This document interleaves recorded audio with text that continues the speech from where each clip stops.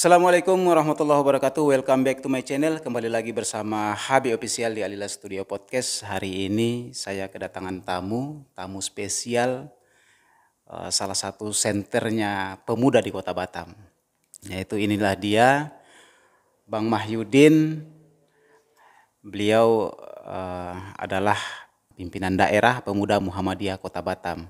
Selamat datang, Bang. Sehat? Alhamdulillah. Alhamdulillah. Ya, itulah dia. Hari ini mungkin kita diskusi-diskusi santai saja. Siap.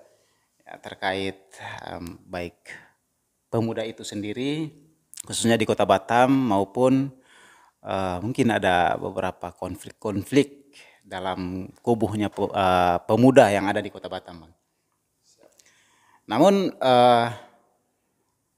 sebelum kita lanjut, jangan lupa like, komen, dan subscribe ya, agar tidak ketinggalan video podcast terbaru dari kami. Terima kasih. 7, 6, 5, 4, 3, 2, 1, 0. Ya baik, Bang, Ketua, ini mau panggil Abang Ketua ini kayaknya nih, biar lebih perfect lagi ya, Abang Ketua. Jadi sudah Abang Ketua pula di sini, khususnya di Kota Batam, ya di Pemuda Muhammadiyah Kota Batam. Nah hari ini kita tanya-tanya sedikit terkait, ini kan sebentar lagi kan kita memasuki bulan suci Ramadan nih. Siap. Nah, apa saja program Pemuda Muhammadiyah ya dalam memasuki bulan suci Ramadan ini, Pak? Insya Allah untuk pimpinan daerah pemuda Muhammadiyah Kota Batam akan melaksanakan kegiatan-kegiatan rutinitas keagamaan seperti kajian keislaman baik di internal pimpinan daerah pemuda Muhammadiyah Kota Batam maupun secara keseluruhan orto maupun di Perserikatan Muhammadiyah di level daerah, provinsi maupun pusat. Kedua tentu kegiatan-kegiatan sosial ya seperti buka puasa bersama dengan kaum duafa dan juga kegiatan-kegiatan yang bernuansa edukasi yang mungkin kajian-kajian intern yang mungkin perlu tatap muka dan juga bisa offline dan online. Insya Allah itu yang akan dilakukan oleh pemuda Muhammadiyah dan tentu juga bekerja sama dengan baik internal maupun eksternal di pemerintahan maupun di pihak pengusaha. Oke, baik. Mungkin ada satu lagi ini yang mungkin cukup menarik ya di kalangan pemuda nih. Nah, kita tanya sedikit ya terkait pandangan Ketua Pemuda Muhammadiyah Kota Batam terhadap dualisme kepemimpinan KNPI Kepulauan Riau nih, Pak. Ini pertanyaan berat. Memang dinamika kepemudaan hari ini luar biasa ketika muncul musyawarah daerah tingkat 1 yang digagas secara hierarki di pusatnya oleh Haris Pertama yang kemudian memberikan rekomendasi ataupun semacam ketua baru yaitu kepada Mbak Dewi waktu itu. Nah, itu prosesnya luar biasa. Mulai dari proses persiapan musda sampai pelantikan ada sedikit gap di situ. Dan tidak lama kemudian muncul juga dari senior kita, ada juga dari Bang Banjar Ahmad, kemudian Bang Ade Mukhtar melakukan musda 3 juga, yaitu di bawah Bang Nur Farziansa, itu ketua umumnya di pusat. Nah tentu ini memberikan gairah baru saya pikir untuk pemuda Kota Batam ataupun Kepri. Karena kenapa di Kota Batam? Ini rata-rata yang menjadi ketua ataupun yang semangat untuk melakukan musda ini rata-rata orang Batam, rata-rata pemuda dan pemudi yang ada di Batam. Dan ini kalau secara positif kita memandang bahwa ini memberikan semangat berorganisasi lagi untuk kaum muda. Terlepas dari sisi negatif mungkin ada konflik yang ada, tapi paling tidak ini memberikan efek positif bahwa pemuda itu ada dan eksis gitu. Dan mudah-mudahan ini bernuansa positif untuk kegiatan sosial, baik dari versinya Mbak Dewi maupun Bung Teddy, itu melakukan kegiatan-kegiatan sosial dan melakukan kontrol sosial terhadap perkembangan yang ada di Kepri maupun di Batam. Dan mudah-mudahan kita tidak ingin juga pemuda ini terlalu ikut arus politik, sehingga fungsi kontrol sosialnya, fungsi kedekatannya dengan masyarakat, fungsi untuk menggali dan mengkaji persoalan-persoalan sosial itu kurang, sehingga terafiliasi dengan parpol ataupun penguasa pada hari ini. Jadi kita tetap berharap bahwa keberadaan pemuda 2 KMP ini bisa saling mengisi kekosongan dan saling berkontribusi satu sama lain. Dan tentu juga bahwa dualisme ini bukan hanya di kubu KMPI, banyak gitu. Dan Kepri ini cukup dinamis.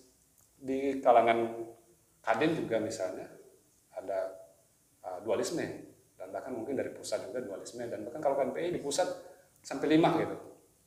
Nah, ini menandakan bahwa dinamika berorganisasi di kalangan pemuda itu luar biasa. Tapi sekali lagi kita berharap juga tidak ingin ada gap atau miscommunication yang berakibat fatal pada tindakan-tindakan fisik, kriminal dan sebagainya. Dan mudah-mudahan ini suatu saat akan bersatu padu, dan apalagi mungkin setelah itu akan ada Musda 2 di tingkat daerah masing-masing, yang mudah-mudahan di tingkat provinsi ada komunikasi yang cair sehingga bersatu, dan di tingkat DPD 2 kota dan kabupaten itu bisa menyatu lagi gitu. Jadi tidak ada lagi dualisme, dan betul-betul dia berfungsi sebagai wadah perkumpulan intelektual untuk mengkaji isu-isu sosial, memberikan pembelaan dan pelayanan yang terbaik kepada masyarakat. Dan jelas kalau saya lihat dari pemuda Muhammadiyah di tingkat wilayah juga ini dia mengalir saja, tidak terlalu memberikan ultimatum ataupun mengikuti kelompok A dan kelompok B. Karena kalau bicara secara legitimate, informasinya yang kami dapat bahwa itu dua-duanya punya legitimate gitu. Ya mudah-mudahan ini tidak memecah belah kaum muda di Kota Batam maupun di Kepri. Oke, baik. Ini kita beralih ke pembangunan infrastruktur yang ada di Kota Batam nih, Bang. Ya, kita lihat ya di sekitar kita ini sudah banyak ya di mana-mana ya, di setiap kecamatan itu sudah dari tahun periode kemarin sampai saat ini pembangunan infrastruktur itu memang melejit cepat gitu loh. Di mana-mana kita tahu bahwa jalan makin lebar, kemudian para pengguna ya fasilitas yang telah disediakan oleh pemerintah Kota Batam ini sangat luar biasa. Jadi tidak menghambat juga kemacetan dan lain sebagainya. Nah, ini bagaimana sih resep Wali Kota Batam dalam pembangunan infrastruktur sehingga kita melihat bahwa Batam ini memang sangat luar biasa pembangunannya? Kalau kita melihat dari sisi sosial, bahwasannya pembangunan Batam itu secara menyeluruh. Artinya dari sisi ekonomi, kemudian infrastruktur, kemudian SDM, Batam itu memiliki nilai plus dibanding daerah lain, dan bahkan tingkat provinsi saja dan nasional itu secara pertumbuhan ekonomi Batam lebih tinggi. Dan kemudian dari sisi SDM juga Batam luar biasa, apalagi dari sisi infrastruktur. Nah, saya pikir juga menjadi prestasi besar bagi pemimpin Batam hari ini yang bisa melakukan proses pembangunan, akselerasi pembangunan dari semua lini, bukan hanya di pusat kota, bukan hanya di kawasan industri, tapi di pelosok-pelosok yang kita lihat misalnya di daerah Batu Aji, yaitu ada Simpang Base Camp yang juga bundarannya luar biasa cantik, kemudian di Trans Brela. Artinya pemimpin Batam hari ini begitu gencar melakukan pembangunan infrastruktur. Apa resepnya? Saya pikir Pak Rudi ini bukan orang yang senantiasa berkuar-kuar saja, tidak hanya wacana dan retorika semata, tapi dia berpatokan pada sisi regulasi dan mau turun ke masyarakat. Walaupun mungkin secara verbal atau secara bahasa lisan itu tidak lembut-lembut amat, tapi apa yang beliau sampaikan itu dilaksanakan. Dan beberapa pembangunan yang ada di Batam, baik di pusat kota maupun kawasan industri dan juga di pelosok-pelosok, itu betul-betul secara simultan, secara bersamaan terjadi gitu. Dan yang paling spesial adalah ini dilakukan di tengah COVID-19, pandemi COVID.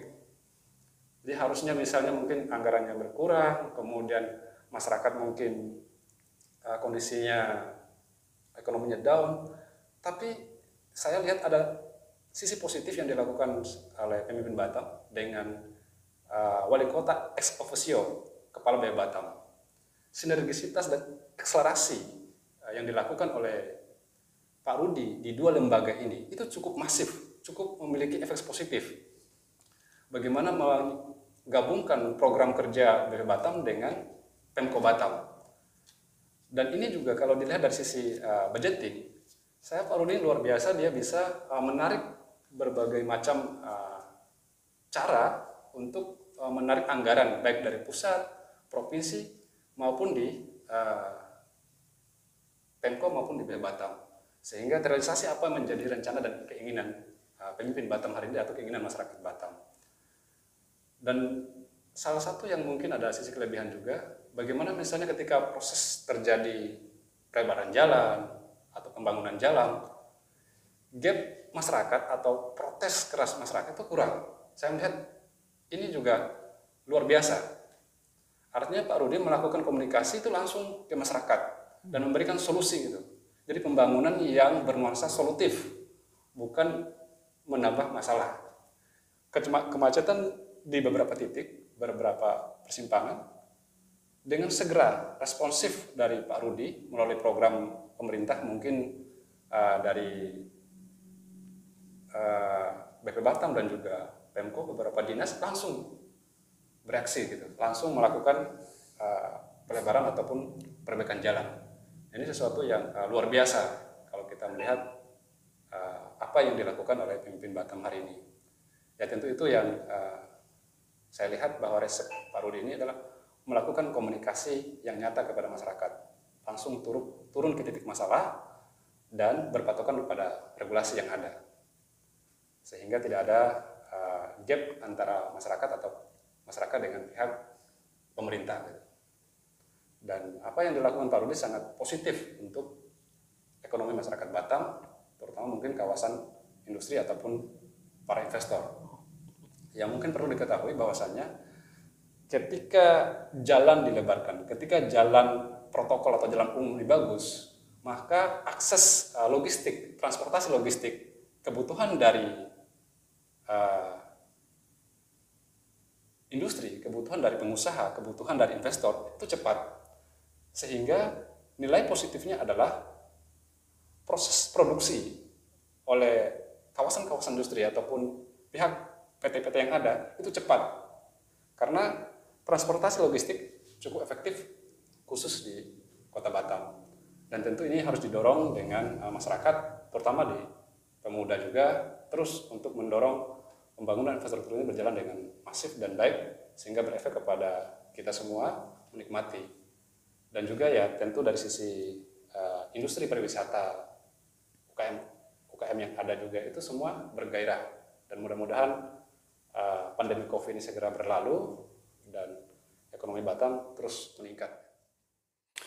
Oke, ini pertanyaan yang terakhir nih. Bagaimana pimpinan daerah pemuda Muhammadiyah Kota Batam dalam menyikapi sebuah konflik yang ada di Kota Batam, baik pemerintah maupun di organisasi kepemudaan. Contohnya seperti di Kadin. Kadin itu dualisme, kemudian ada beberapa organisasi kepemudaan, kemahasiswaan yang mungkin ada juga yang dualisme. Bagaimana peran pemuda Muhammadiyah dalam menyikapi hal itu? Di pimpinan daerah pemuda Muhammadiyah, tentu dia lebih cenderung kepada internal pemuda Muhammadiyah Kota Batam sendiri, yang mudah-mudahan terus menjalin koordinasi kekompakan, kemudian meminimalisir konflik-konflik, baik konflik kepentingan maupun konflik ego-ego masing-masing.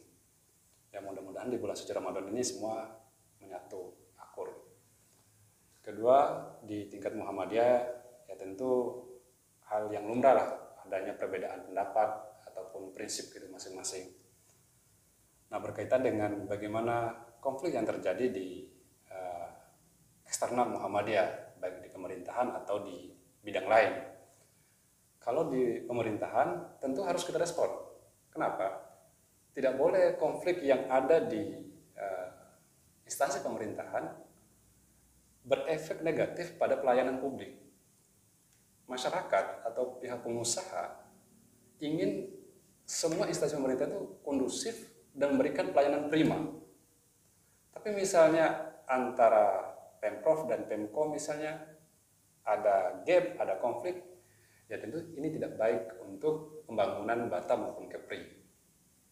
Dan begitu juga di kalangan pemuda, adanya kelompok A, kelompok B, ataupun misalnya versi A, versi B, KNPI-nya, ya secara substantif menurut saya tidak bagus. Karena itu akan memberikan efek yang kurang bagus untuk peningkatan kualitas intelektual dan kajian-kajian akademik. Karena itu ketika misalnya satu mengadakan kegiatan, satu ingin lagi mengadakan kegiatan tandingan gitu. Sehingga tidak memunculkan nilai-nilai akademis dan nilai kritis intelektualnya nggak ada, kurang ya, bukan nggak ada, kurang, sehingga hanya terjebak dalam nuansa konflik. Ya tentu kalau misalnya persoalan ini pemuda Muhammadiyah Kota Batam, ya kita masih lihat lah bagaimana peta pemuda untuk Musda 2 KNPI Kota Batam. Ya tentu PDPM akan ambil peran lah, walaupun lebih dan kurangnya tetap memberikan masukan dan pandangan. Mudah-mudahan ini bisa menyatu pemuda di Kota Batam. Kedua, terkait dengan masalah misal di Batam, kita bisa lihat dulu ada sebelum ex officio itu kan antara BP dengan Pemko kan ada ego sektoral, ego lembaga. Apa yang dirancang oleh BP Batam tidak sama yang dirancang oleh Pemko Batam. Apa yang diinginkan pembangunan oleh Pemko Batam tidak direstui oleh BP Batam, sehingga ini saling memberikan argumentasi yang berbeda, efeknya kepada masyarakat. Dan contoh misalnya ada beberapa perizinan, misalnya koordinasi untuk pengurusan izin, kebetulan saya kerja di bagian legal untuk perizinan itu. Jadi saya lihat ex officio ini banyak memberikan dampak positif ketimbang negatifnya. Koordinasi antara pihak BP dan Pemko itu sangat efektif banget, cepat banget gitu. Ketika misalnya ada mengajukan permohonan yang berkenaan juga ada kaitannya dengan Pemko, maka pihak BP Batam melakukan koordinasi dengan pihak Pemko. Dan itu luar biasa. Karena mungkin antara pejabat-pejabat yang ada di dua lembaga ini itu punya loyalitas yang bagus terhadap pemimpin Batam, sehingga inilah istilah efektif dan efisien itu luar biasa. Dan ini salah satu prestasi yang dilakukan oleh Rudi, bisa menggabungkan dua lembaga ini, yang mungkin bukan Pak Rudi ya, tapi para stakeholder di Batam maupun di pusat. Nah, terkait dengan perbedaan politik yang terjadi misalnya, yang kita lihat secara kasat mata, mungkin ada konflik Pemko dan Pemprov.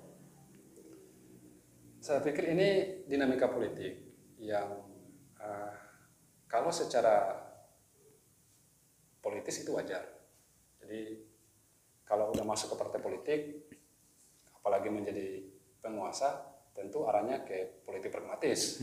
Jadi ingin berkuasa. Apalagi mungkin ada kelompok-kelompok tertentu yang sengaja membuat dinamika ini, perbedaan ini terjadi gitu. Dan ini saya pikir nggak bagus untuk masyarakat Batam dan masyarakat Kepri. Karena bisa jadi program yang sudah dirancang oleh Pemprov ketika mau dilaksanakan di BP atau di Batam ternyata kurang sinkron. Atau misalnya program yang sudah dirancang oleh Pemko yang membutuhkan alokasi anggaran dari provinsi ternyata nggak direalisasikan oleh Pemprov. Ini kan kurang bagus. Apalagi misalnya politik kepentingan, pemilihan kepala dinas dan sebagainya, sehingga membuat renggang para tokoh-tokoh politik ataupun penguasa pada hari ini. Ya kita berharap tidak terlalu berefek negatif kepada masyarakat Kota Batam maupun Kepri. Dan mudah-mudahan dinamika politik ini hanya sekedar konstelasi politik yang di kalangan tertentu saja. Mudah-mudahan di kalangan masyarakat juga jangan sampai ada gap kita. Iya, betul. Nanti ini kubu Pemprov, ini kubu wali kota gitu, atau AA dan RM gitu, itu nggak boleh. Yang Ya mudah-mudahan kita tetap fokus sebagai pemuda melakukan kritik yang konstruktif Untuk membangun ya. untuk membangun Batam maupun Kepri. Itu barangkali Bang Hasan. Oke, baik, itulah tadi diskusi kami berdua dengan Ketua Pimpinan Daerah Pemuda Muhammadiyah yang sudah sempat hadir di sini di podcast kami. Terima kasih, Bang. Mungkin itu saja perbincangan kami hari ini. Kami akhiri. Nun wal kalami wa mayasturun billahi fisabilil haq fastabikal khairat. Wassalamualaikum warahmatullahi wabarakatuh dan salam hormat kami dari Habib Official.